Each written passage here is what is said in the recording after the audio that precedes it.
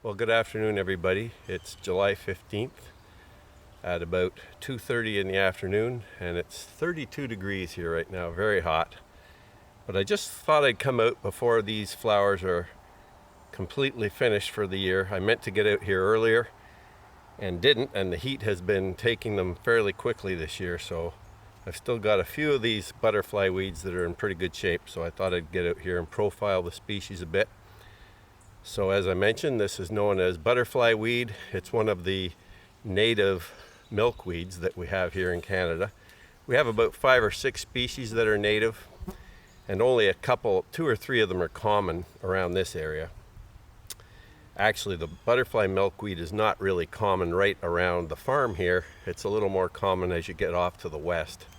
These particular plants are derived from individuals that I purchased at a native plant nursery a number of years ago, and they've been spreading around the property ever since.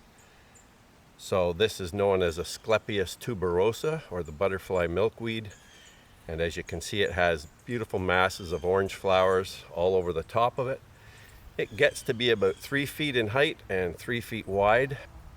It tends to form a mass and stay there, just getting bigger each year. It doesn't spread underground like some perennials do. So it's nice in that regard that it stays put. It doesn't really like to be moved around. Once you put it in a place, you should leave it there. It's not easy to transplant. It's got a very delicate root mass on it, long, spindly, delicate roots that don't like to be moved. They don't form a big mass like some perennial roots do. They just sort of straggle around through the ground. This is a really nice plant to have in your garden, not only because of the beauty of it, but because it attracts a wide range of insects, from flies and bees to butterflies. And the monarch butterfly in particular also likes to feed on it and will even lay its eggs on it, because it has the same properties as the common milkweed here that you can see. And it has a milky sap, just like the common milkweed, and it invokes some poisonous attributes to the larvae as they eat it, and it makes them less palatable to predators. So that's why monarch butterflies are thought to be distasteful by most predators. This is one of our native milkweeds, just like the common milkweed. We also, on the farm here, have the swamp milkweed, Asclepias incarnata. This is Asclepias syriaca, the common milkweed. This one gets the big globular clusters of light pink flowers, and the swamp milkweed gets stronger pink flowers at the top in a flat cluster.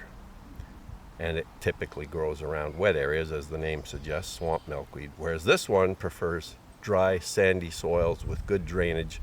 They don't have to be sandy, but they're typically good draining soils. They could be gravelly too.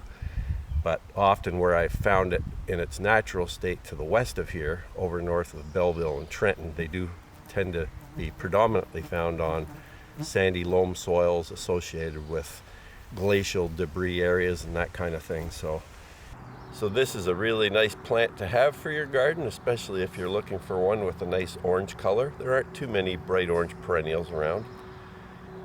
As far as the native range of this plant is concerned, it grows extensively throughout the United States, basically over the eastern 3/4 of the United States.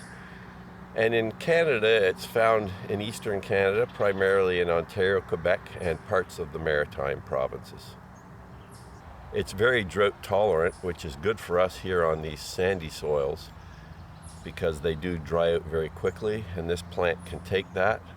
So that's a nice thing to have if you live in a droughty area, and now with climate change taking effect, that's even more probably important than it might have been. And typically this plant will bloom for about a month. Now it's already been blooming for 3 weeks here, and so I'm late getting out to it, as I mentioned. And a lot of the plants that we have now lost a lot of their flowers. This one's still in pretty good shape, but you'll get typically a month of blooming out of it, so that's a pretty good long time. And also the plant looks quite attractive even without the blooms. It's got its multi-stems with many leaves on each stem. It's dark leaves.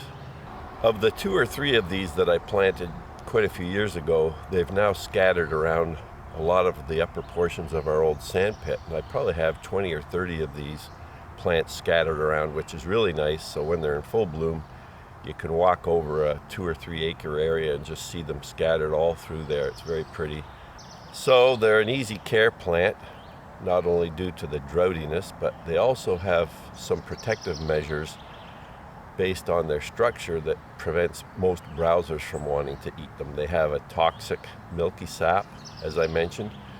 They have hairy leaves and stems, and that's probably one of the prime reasons that most browsers, such as deer and groundhogs and rabbits, don't like to chew on them, because they're quite hairy and bristly. So that protects them in the garden, so not too many things to worry about in that vein. And they're a full sun plant for the most part. They prefer full sun, but probably anywhere from 70 to 100% full sun would be good for these plants. And they do like a free draining soil. They don't want to be sitting in soils that are saturated. So that can actually range from gravelly, sandy soils to sandy loams, even light clay loams, as long as they're not really saturated soils. Once the flowering is over with, the plant will then produce upright seed pods that resemble somewhat the common milkweed, although they're much thinner and they stand upright.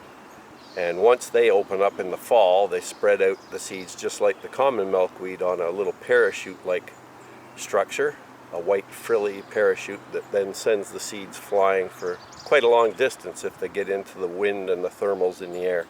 So that's how it spreads around. Quite an efficient way to spread itself, and just a very nice plant to have around if you have a spot for it.